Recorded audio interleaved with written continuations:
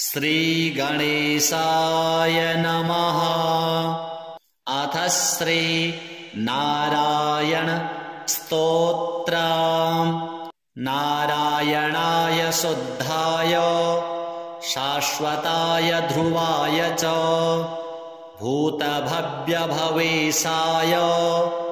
शिवाय शिवमूर्तये शिवयोनेः शिवाद्यायी शिवपूज्यतमाय च घोररूपाय महते युगान्तकरणाय च विश्वाय विश्वदेवाय विश्वेशाय महात्मने सहस्रोदरपादाय सहस्रनयनाय च सहस्रबाहवे चैव सहस्रवदनाय च शुचिस्रवाय महते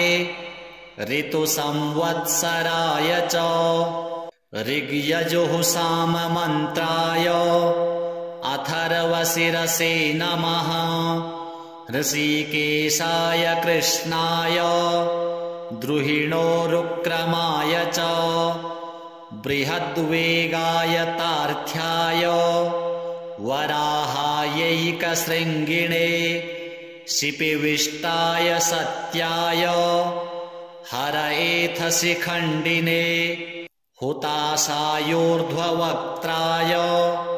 रौद्रानीकाय साधवे सिन्धवे सिन्धुवर्षघ्ने देवानां सिन्धवे नमः। गरुत्मते त्रिनेत्राय सुधर्माय वृषाकृते सम्राडुग्रे सङ्कतये विरजे सम्भवे भवे वृषाय वृषरूपाय विभवे भूर्भुवाय च दीप्तसृष्टाय यज्ञाय स्थिराय स्थविराय च अच्युताय तुषाराय वीराय च समाय च जिष्णवे पुरुहूताय वसिष्ठाय वराय च सत्येशाय सुरेशाय हरएथशिखण्डिने बर्हिषाय वरेण्याय वसवे विश्ववेधसे किरीटिने सुकेशाय वासुदेवाय सुस्मिने बृहदुक्थ्यसुषेणाय युग्मे दुन्दुभये तथा भये सखाय विभवे भरद्वाजाभयाय च भास्कराय च चन्द्राय पद्मनाभाय भूरिणे पुनर्वसुभृतत्वाय जीवप्रभविषाय च वषट्काराय स्वाहाय स्वधाय निधनाय च ऋचे च यजुषे साम्ने त्रैलोक्यपतये नमः। श्रीपद्मायात्मसदृशे धरणीधारणे परे सौम्या सौम्यस्वरूपाय सौम्येषु मनसे नमः। विश्वाय च सुविश्वाय विश्वरूपधराय च केशवाय सुकेशाय रश्मिकेशाय भूरिणे हिरण्यगर्भाय नमः। सौम्याय वृषरूपिणे नारायणाग्र्यवपुषे पुरुहूताय वज्रिणे वर्मिणे वृषसेनाय धर्मसेनाय वेधसे मुनये ज्वरमुक्तायै ज्वराधिपतये नमः। अनेत्राय त्रिनेत्राय पिङ्गलाय विदूर्मिणे तपो ब्रह्मनिधानाय युगपर्यायिणे नमः। शरणाय शरण्याय सक्तेष्टशरणाय च नमः सर्वभवेशाय भूतभव्यभवाय च पाहि मां देवदेवेश कोऽप्यजोऽसि सनातनः एवं गतोऽस्मि शरणं शरण्यं ब्रह्मयोनिनां स्तव्यं स्तवं स्तुवतस्तत्तमो मे प्रणश्यत श्रीनारायणार्पणमस्तु। नारायणाय शुद्धाय शाश्वताय ध्रुवाय च भूतभव्यभवेशाय शिवाय शिवमूर्तये शिवयोनेः शिवाद्यायी शिवपूज्यतमाय च घोररूपाय महते युगान्तकरणाय च विश्वाय विश्वदेवाय विश्वेशाय महात्मने सहस्रोदरपादाय सहस्रनयनाय च सहस्रबाहवे चैव सहस्रवदनाय च शुचिस्रवाय महते ऋतुसंवत्सराय च ऋग्यजुः साममन्त्राय अथर्वशिरसे नमः ऋषिकेशाय कृष्णाय द्रुहिणोरुक्रमाय च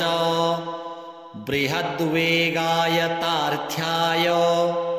वराहायैकशृङ्गिणे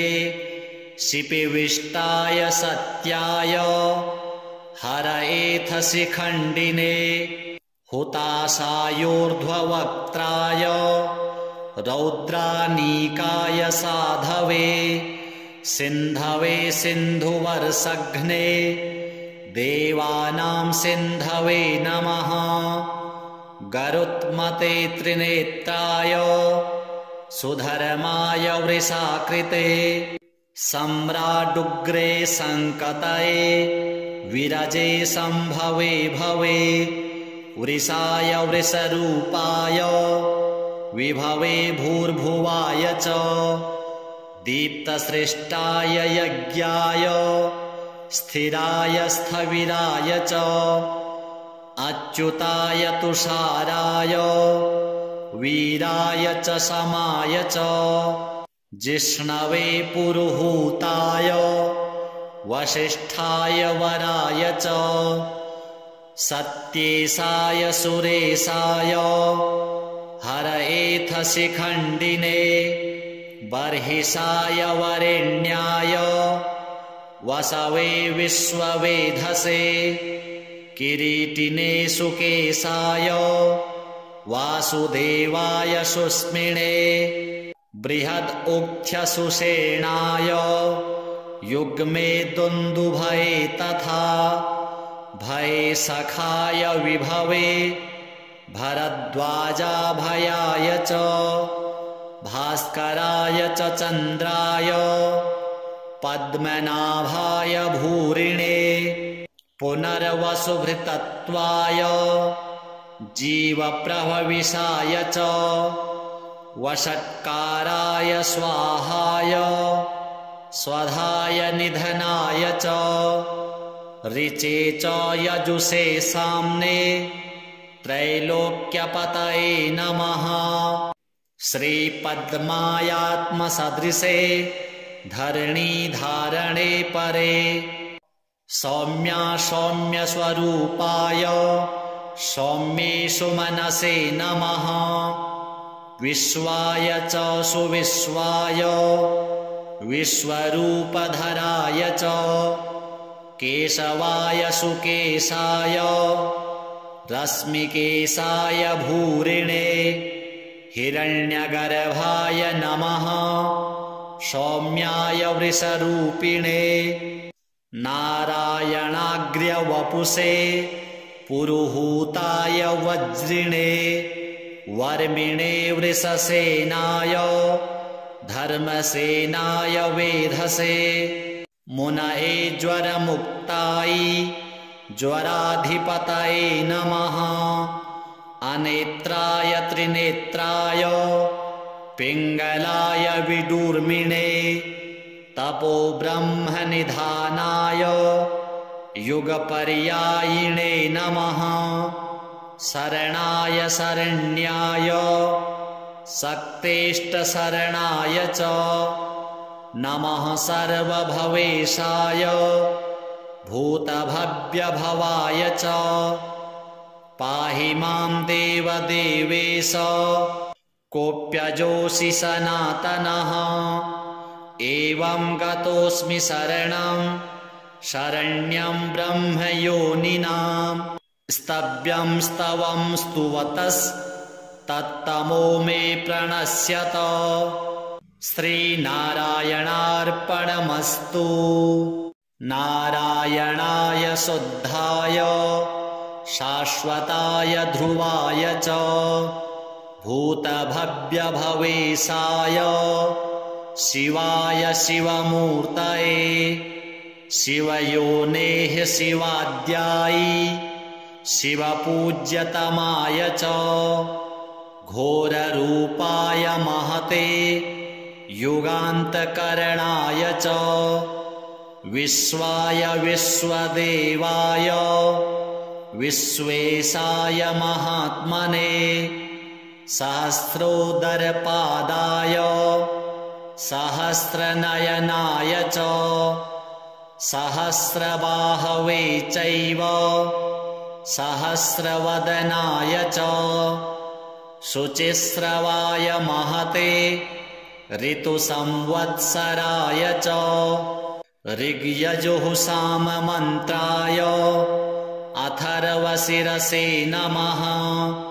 ऋषिकेशाय कृष्णाय द्रुहिणोरुक्रमाय च बृहद्वेगाय तार्थ्याय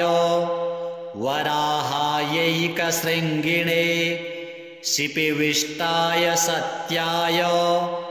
हरएथशिखण्डिने हुताशायोर्ध्ववक्त्राय रौद्रानीकाय साधवे सिन्धवे सिन्धुवर्षघ्ने देवानां सिन्धवे नमः। गरुत्मते त्रिनेत्राय सुधर्माय वृषाकृते सम्राडुग्रे सङ्कतये विरजे सम्भवे भवे वृषाय वृषरूपाय विभवे भूर्भुवाय च दीप्तसृष्टाय यज्ञाय स्थिराय स्थविराय च अच्युताय तुषाराय वीराय च समाय च जिष्णवे पुरुहूताय वसिष्ठाय वराय च सत्येशाय सुरेशाय हरएथशिखण्डिने बर्हिषाय वरेण्याय वसवे विश्ववेधसे किरीटिने सुकेशाय वासुदेवाय सुस्मिणे बृहदुक्थ्यसुषेणाय युग्मे दुन्दुभये तथा भये सखाय विभवे भरद्वाजाभयाय च भास्कराय च चन्द्राय पद्मनाभाय भूरिणे पुनर्वसुभृतत्वाय जीवप्रभविषाय च वषट्काराय स्वाहाय स्वधाय निधनाय च ऋचे च यजुषे साम्ने त्रैलोक्यपतये नमः। श्रीपद्मायात्मसदृशे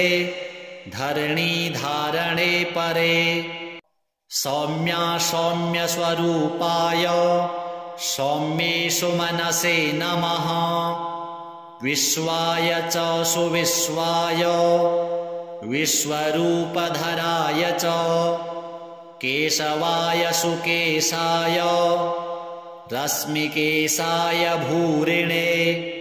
हिरण्यगर्भाय नमः सौम्याय वृषरूपिणे नारायणाग्र्यवपुषे पुरुहूताय वज्रिणे वर्मिणे वृषसेनाय धर्मसेनाय वेधसे मुनये ज्वरमुक्ताय ज्वराधिपतये नमः अनेत्राय त्रिनेत्राय पिङ्गलाय विदुर्मिणे तपो ब्रह्मनिधानाय युगपर्यायिणे नमः शरणाय शरण्याय शक्तेष्टशरणाय च नमः सर्वभवेशाय भूतभव्यभवाय च पाहि मां देवदेवेश कोऽप्यजोऽसि सनातनः एवं गतोऽस्मि शरणं शरण्यं ब्रह्मयोनिनां स्तव्यं स्तवं स्तुवतस्तत्तमो मे प्रणश्यत श्रीनारायणार्पणमस्तु नारायणाय शुद्धाय शाश्वताय ध्रुवाय च भूतभव्यभवेशाय शिवाय शिवमूर्तये शिवयोनेः शिवाद्याय शिवपूज्यतमाय च घोररूपाय महते युगान्तकरणाय च विश्वाय विश्वदेवाय विश्वेशाय महात्मने सहस्रोदरपादाय सहस्रनयनाय च सहस्रबाहवे चैव सहस्रवदनाय च शुचिस्रवाय महते ऋतुसंवत्सराय च ऋग्यजुः साममन्त्राय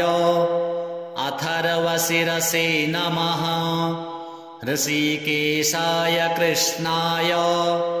द्रुहिणोरुक्रमाय च बृहद्वेगाय तार्थ्याय वराहायैकशृङ्गिणे शिपिविष्टाय सत्याय हरएथशिखण्डिने हुताशायोर्ध्ववक्त्राय रौद्रानीकाय साधवे सिन्धवे सिन्धुवर्षघ्ने देवानां सिन्धवे नमः गरुत्मते त्रिनेत्राय सुधर्माय वृषाकृते सम्राडुग्रे सङ्कतये विरजे सम्भवे भवे वृषाय वृषरूपाय विभवे भूर्भुवाय च दीप्तसृष्टाय यज्ञाय स्थिराय स्थविराय च अच्युताय तुषाराय वीराय च समाय च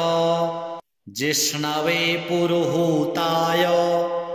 वसिष्ठाय वराय च सत्येशाय सुरेशाय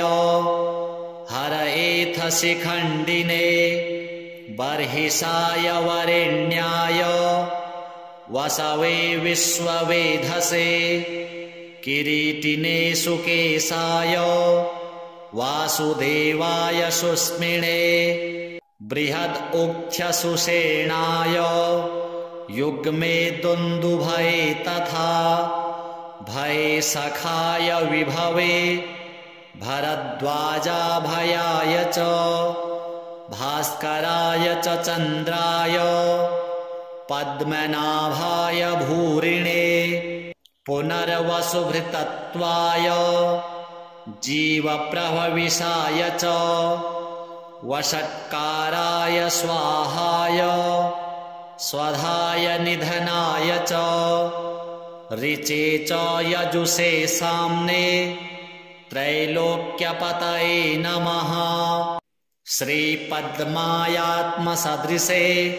धरणीधारणे परे सौम्यस्वरूपाय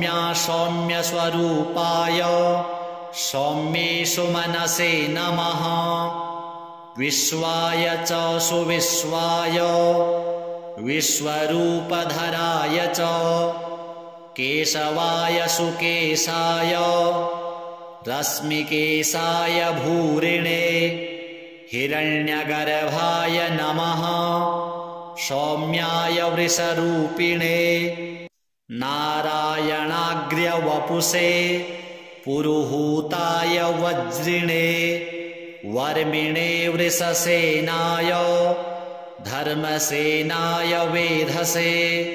मुनये ज्वरमुक्ताय ज्वराधिपतये नमः। अनेत्राय त्रिनेत्राय पिङ्गलाय विदूर्मिणे तपो ब्रह्मनिधानाय युगपर्यायिणे नमः। शरणाय शरण्याय शक्तेष्टशरणाय च नमः। सर्वभवेशाय भूतभव्यभवाय च पाहि मां देवदेवेश कोऽप्यजोऽसि सनातनः। एवं गतोऽस्मि शरणं शरण्यं ब्रह्मयोनिनां स्तव्यं स्तवं स्तुवतस्तत्तमो मे प्रणश्यत। श्रीनारायणार्पणमस्तु। नारायणाय शुद्धाय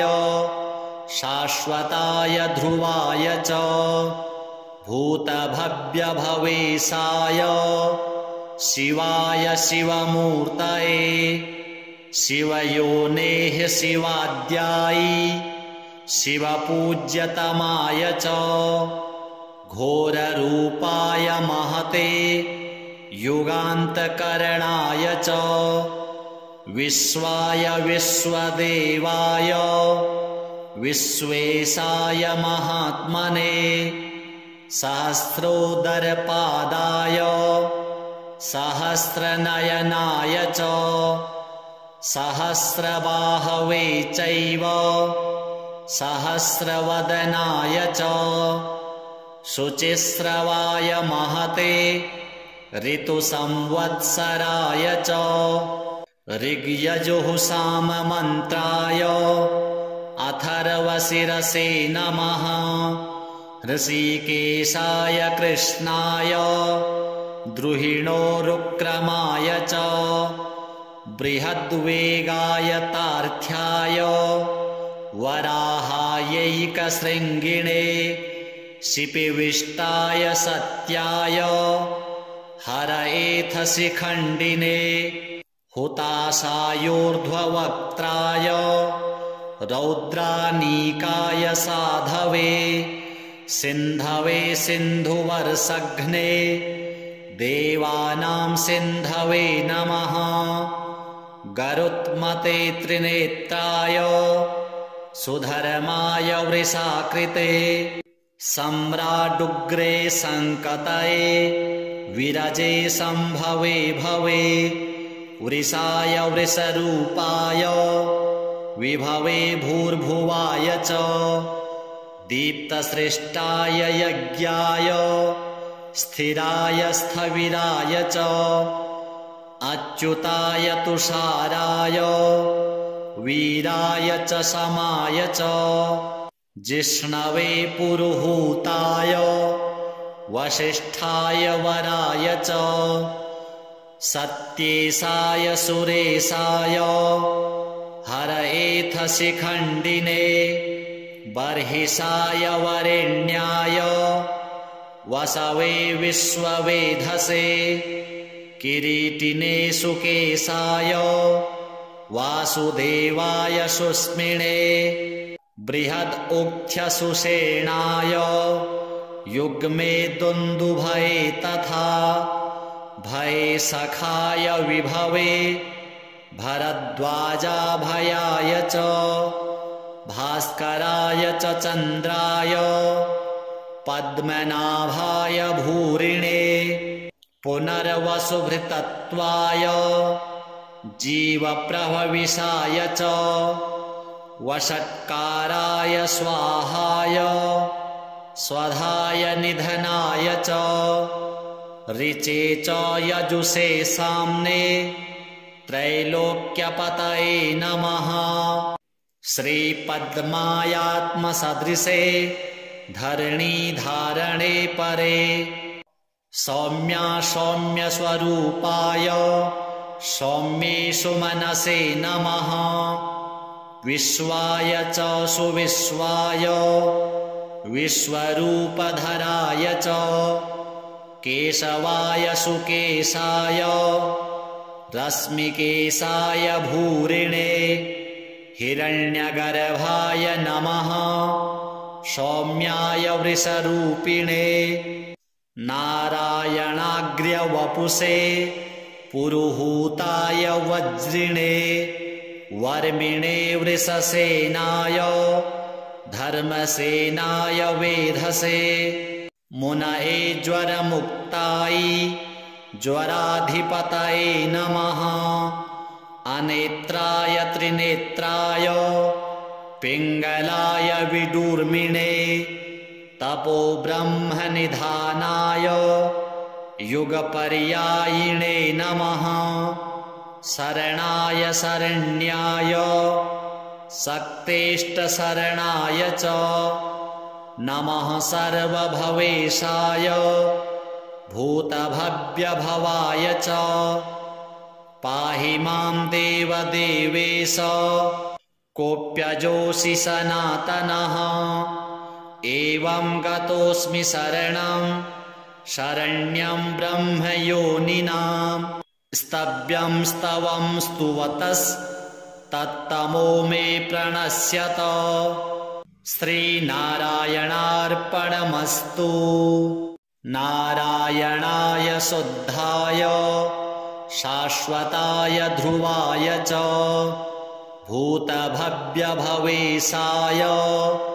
शिवाय शिवमूर्तये शिवयोनेः शिवाद्याय शिवपूज्यतमाय च घोररूपाय महते युगान्तकरणाय च विश्वाय विश्वदेवाय विश्वेशाय महात्मने सहस्रोदरपादाय सहस्रनयनाय च सहस्रबाहवे चैव सहस्रवदनाय च शुचिस्रवाय महते ऋतुसंवत्सराय च ऋग्यजुः साममन्त्राय अथर्वशिरसे नमः। ऋषिकेशाय कृष्णाय द्रुहिणोरुक्रमाय च बृहद्वेगाय तार्थ्याय वराहायैकशृङ्गिणे शिपिविष्टाय सत्याय हरएथशिखण्डिने हुताशायोर्ध्ववक्त्राय रौद्रानीकाय साधवे सिन्धवे सिन्धुवर्षघ्ने देवानां सिन्धवे नमः। गरुत्मते त्रिनेत्राय सुधर्माय वृषाकृते सम्राडुग्रे सङ्कतये विरजे सम्भवे भवे वृषाय वृषरूपाय विभवे भूर्भुवाय च दीप्तसृष्टाय यज्ञाय स्थिराय स्थविराय च अच्युताय तुषाराय वीराय च समाय च जिष्णवे पुरुहूताय वसिष्ठाय वराय च सत्येशाय सुरेशाय हरएथशिखण्डिने बर्हिषाय वरेण्याय वसवे विश्ववेधसे किरीटिने सुकेशाय वासुदेवाय सुस्मिने बृहदुक्थ्यसुषेणाय युग्मे दुन्दुभये तथा भये सखाय विभवे भरद्वाजाभयाय च भास्कराय च चन्द्राय पद्मनाभाय भूरिणे पुनर्वसुभृतत्वाय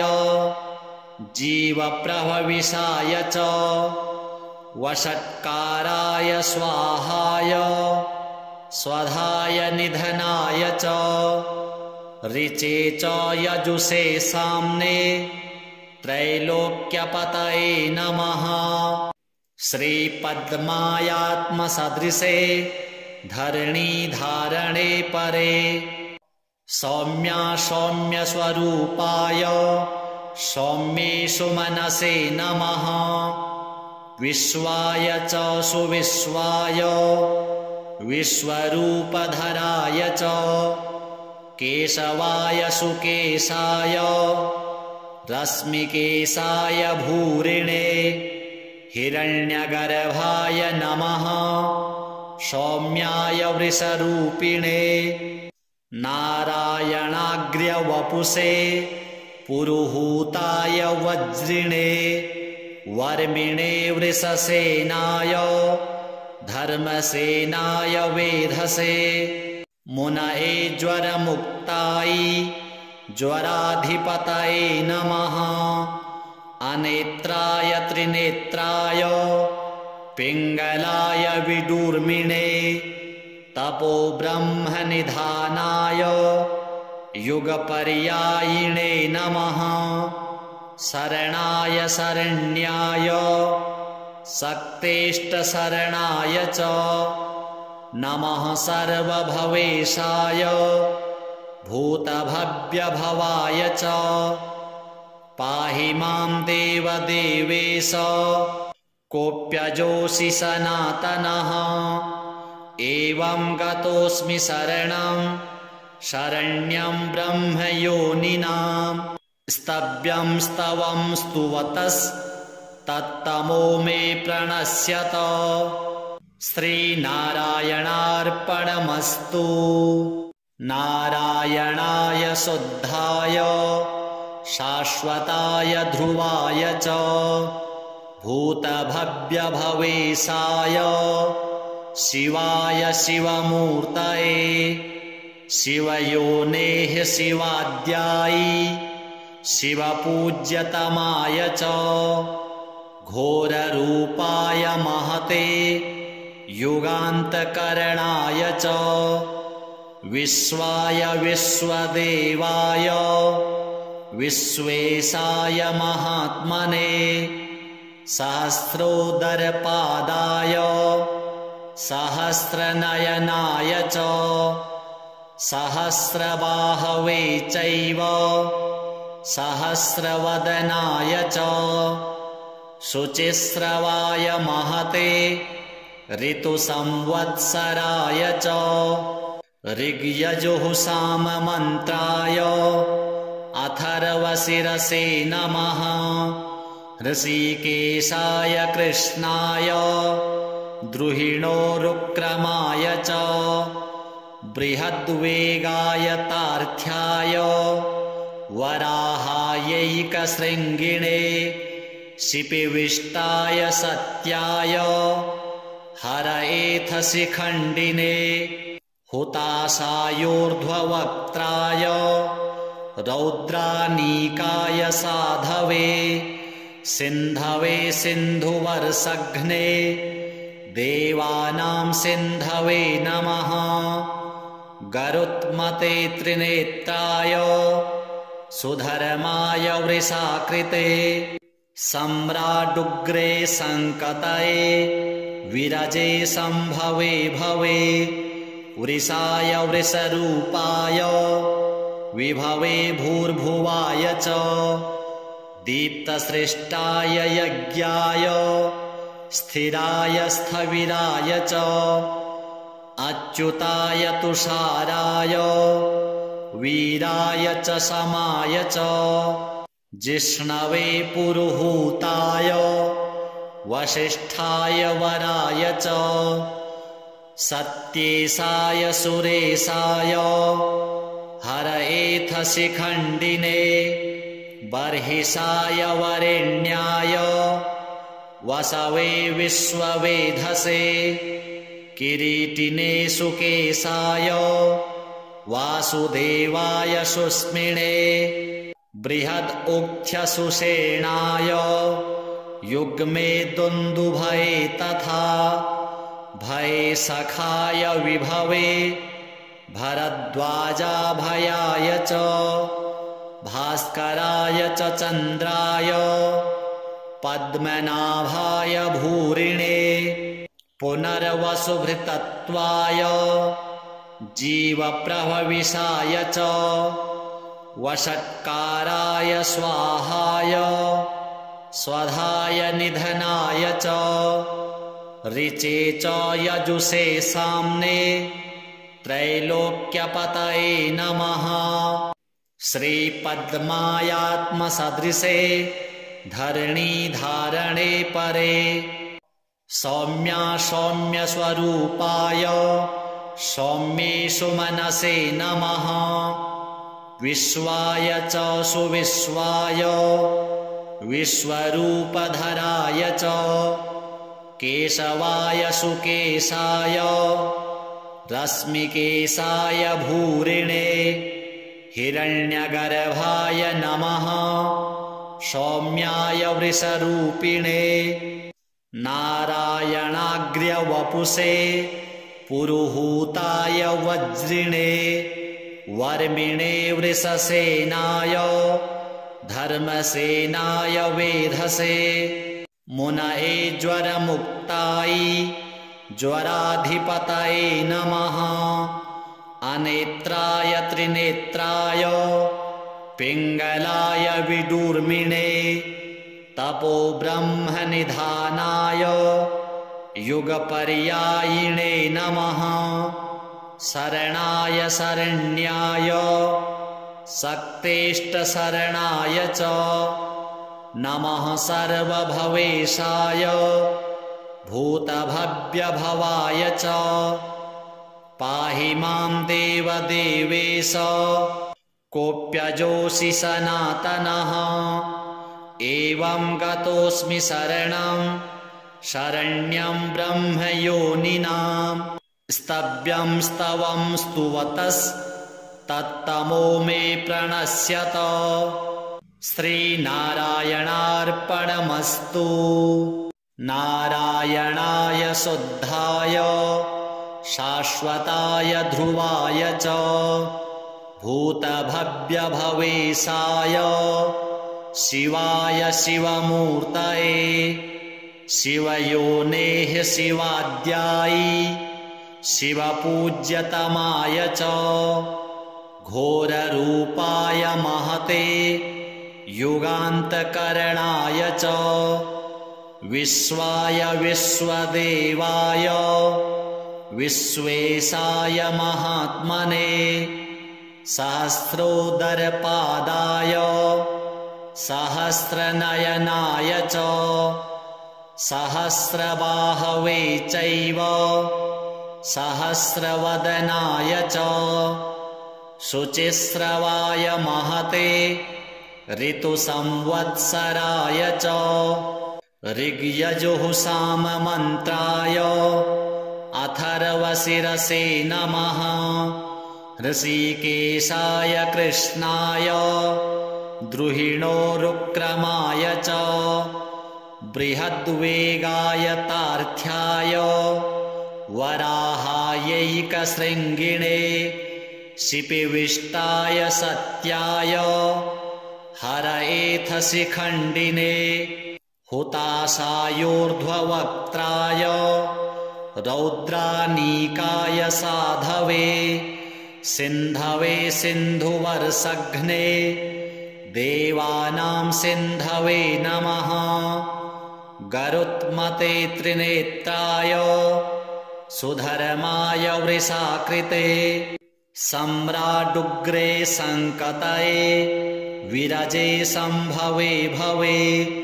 वृषाय वृषरूपाय विभवे भूर्भुवाय च दीप्तसृष्टाय यज्ञाय स्थिराय स्थविराय च अच्युताय तुषाराय वीराय च समाय च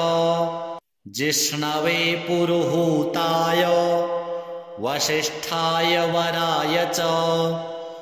सत्येशाय सुरेशाय हरएथ शिखण्डिने बर्हिषाय वरेण्याय वसवे विश्ववेधसे किरीटिने सुकेशाय वासुदेवाय सुस्मिणे बृहदुक्थ्यसुषेणाय युग्मे दुन्दुभये तथा भये सखाय विभवे भरद्वाजाभयाय च भास्कराय च चन्द्राय पद्मनाभाय भूरिणे पुनर्वसुभृतत्वाय जीवप्रभविषाय च वषट्काराय स्वाहाय स्वधाय निधनाय च ऋचे च यजुषे साम्ने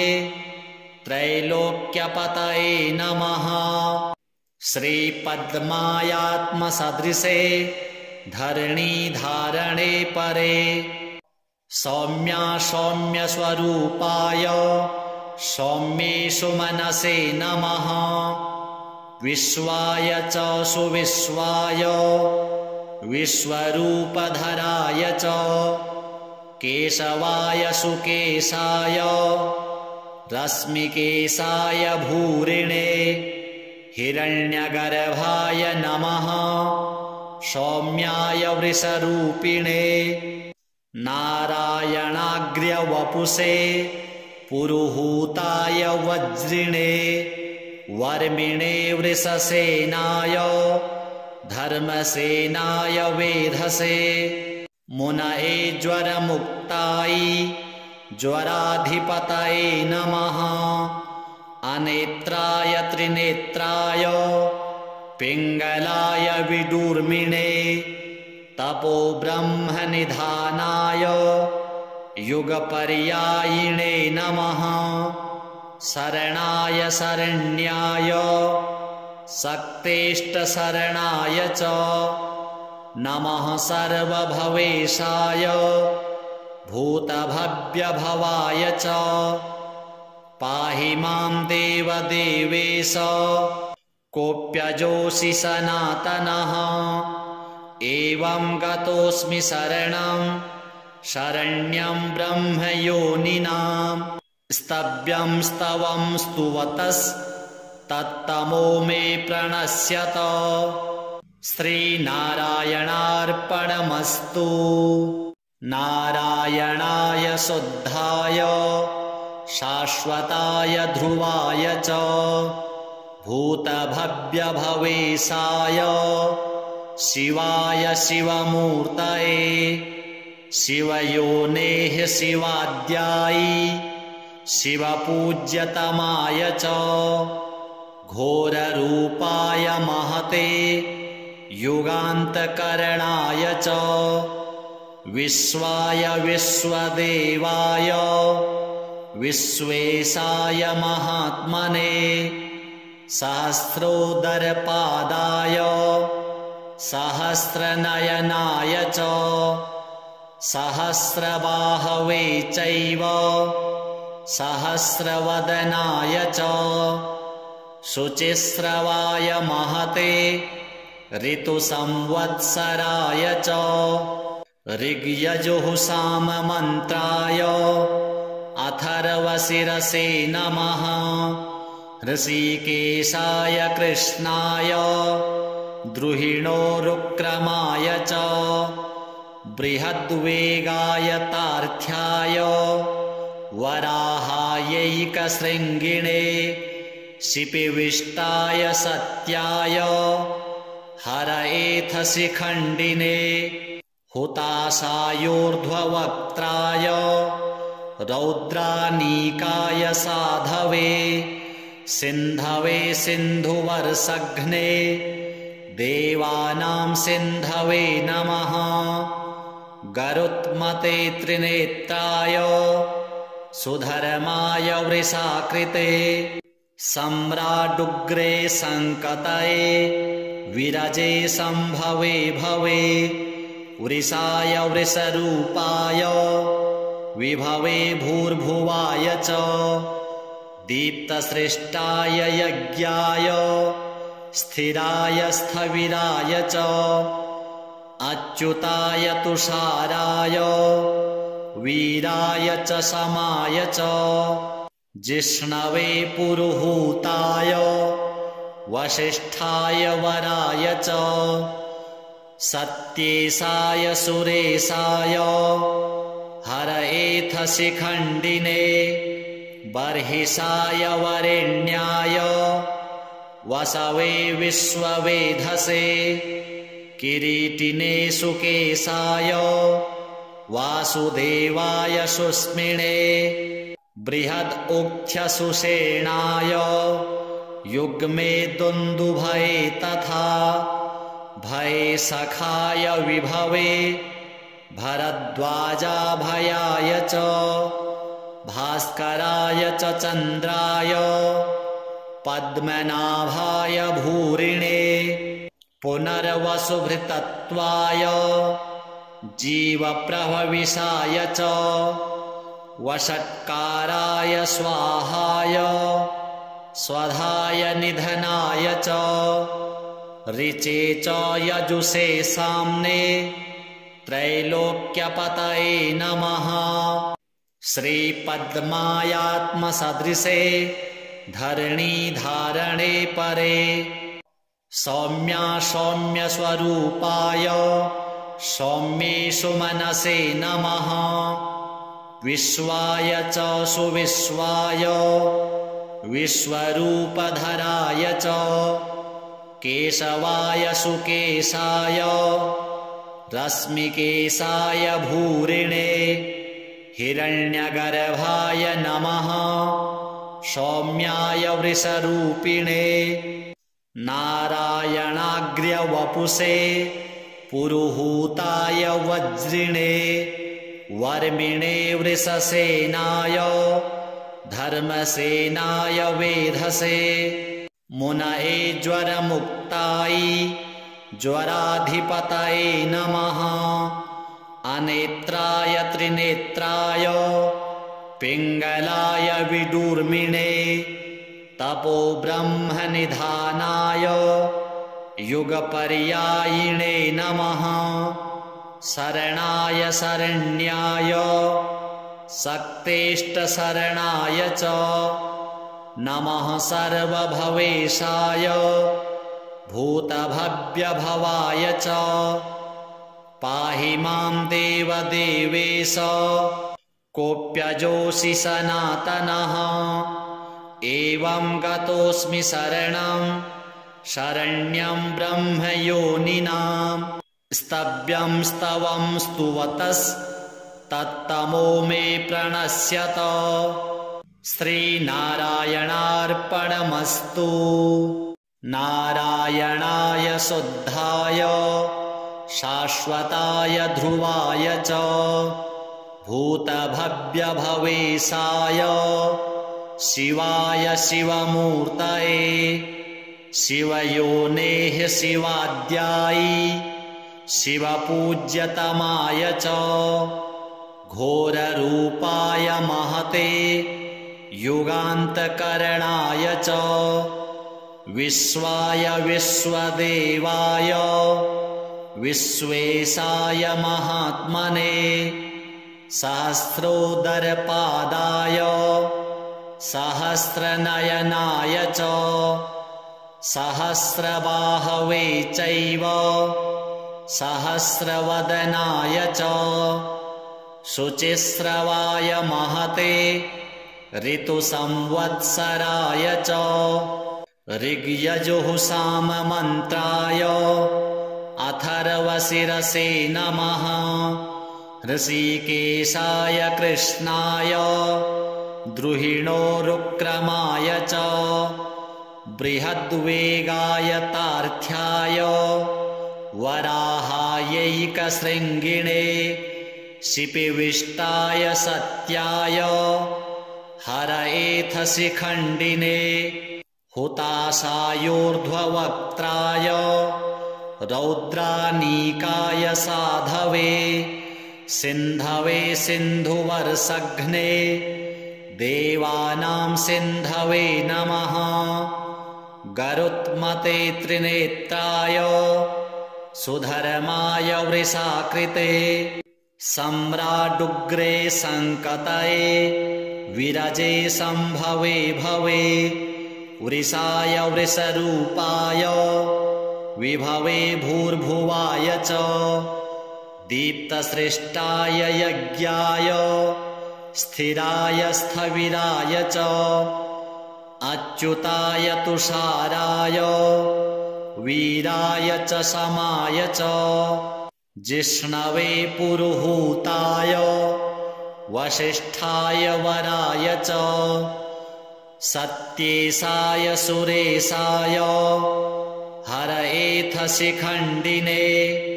बर्हिषाय वरेण्याय वसवे विश्ववेधसे किरीटिने सुकेशाय वासुदेवाय सुस्मिणे बृहदुक्थ्यसुषेणाय युग्मे दुन्दुभये तथा भये सखाय विभवे भरद्वाजाभयाय च भास्कराय च चन्द्राय पद्मनाभाय भूरिणे पुनर्वसुभृतत्वाय जीवप्रभविषाय च वषट्काराय स्वाहाय स्वधाय निधनाय च ऋचे च यजुषे साम्ने त्रैलोक्यपतये नमः श्रीपद्मायात्मसदृशे धरणीधारणे परे सौम्या सौम्यस्वरूपाय सौम्येषु मनसे नमः विश्वाय च सुविश्वाय विश्वरूपधराय च केशवाय सुकेशाय रश्मिकेशाय भूरिणे हिरण्यगर्भाय नमः सौम्याय वृषरूपिणे नारायणाग्र्यवपुषे पुरुहूताय वज्रिणे वर्मिणे वृषसेनाय धर्मसेनाय वेधसे मुनये ज्वरमुक्ताय ज्वराधिपतये नमः अनेत्राय त्रिनेत्राय पिङ्गलाय विदूर्मिणे तपो ब्रह्मनिधानाय युगपर्यायिणे नमः शरणाय शरण्याय शक्तेष्टशरणाय च नमः सर्वभवेशाय भूतभव्यभवाय च पाहि मां देवदेवेश कोऽप्यजोऽसि सनातनः एवं गतोऽस्मि शरणं शरण्यं ब्रह्मयोनिनां स्तव्यं स्तवं स्तुवतस्तत्तमो मे प्रणश्यत श्रीनारायणार्पणमस्तु नारायणाय शुद्धाय शाश्वताय ध्रुवाय च भूतभव्यभवेशाय शिवाय शिवमूर्तये शिवयोनेः शिवाद्यायी शिवपूज्यतमाय च घोररूपाय महते युगान्तकरणाय च विश्वाय विश्वदेवाय विश्वेशाय महात्मने सहस्रोदरपादाय सहस्रनयनाय च सहस्रबाहवे चैव सहस्रवदनाय च शुचिस्रवाय महते ऋतुसंवत्सराय च ऋग्यजुः साममन्त्राय अथर्वशिरसे नमः ऋषिकेशाय कृष्णाय द्रुहिणोरुक्रमाय च बृहद्वेगाय तार्थ्याय वराहायैकशृङ्गिणे शिपिविष्टाय सत्याय हरएथशिखण्डिने हुताशायूर्ध्ववक्त्राय रौद्रानीकाय साधवे सिन्धवे सिन्धुवर्षघ्ने देवानां सिन्धवे नमः गरुत्मते त्रिनेत्राय सुधर्माय वृषाकृते सम्राडुग्रे सङ्कतये विरजे सम्भवे भवे वृषाय वृषरूपाय विभवे भूर्भुवाय च दीप्तसृष्टाय यज्ञाय स्थिराय स्थविराय च अच्युताय तुषाराय वीराय च समाय च जिष्णवे पुरुहूताय वसिष्ठाय वराय च सत्येशाय सुरेशाय हरएथशिखण्डिने बर्हिषाय वरेण्याय वसवे विश्ववेधसे किरीटिने सुकेशाय वासुदेवाय सुस्मिणे बृहदुक्थ्यसुषेणाय युग्मे दुन्दुभये तथा भये सखाय विभवे भरद्वाजाभयाय च भास्कराय च चन्द्राय पद्मनाभाय भूरिणे पुनर्वसुभृतत्वाय जीवप्रभविषाय च वषट्काराय स्वाहाय स्वधाय निधनाय च ऋचे च यजुषे साम्ने त्रैलोक्यपतये नमः श्रीपद्मायात्मसदृशे धरणीधारणे परे सौम्या सौम्यस्वरूपाय सौम्येषु मनसे नमः विश्वाय च सुविश्वाय विश्वरूपधराय च केशवाय सुकेशाय रश्मिकेशाय भूरिणे हिरण्यगर्भाय नमः सौम्याय वृषरूपिणे नारायणाग्र्यवपुषे पुरुहूताय वज्रिणे वर्मिणे वृषसेनाय धर्मसेनाय वेधसे मुनये ज्वरमुक्ताय ज्वराधिपतये नमः अनेत्राय त्रिनेत्राय पिङ्गलाय विदूर्मिणे तपो ब्रह्मनिधानाय युगपर्यायिणे नमः शरणाय शरण्याय शक्तेष्टशरणाय च नमः सर्वभवेशाय भूतभव्यभवाय च पाहि मां देवदेवेश कोऽप्यजोऽसि सनातनः एवं गतोऽस्मि शरणं शरण्यं ब्रह्मयोनिनां स्तव्यं स्तवं स्तुवतस्तत्तमो मे प्रणश्यत श्रीनारायणार्पणमस्तु।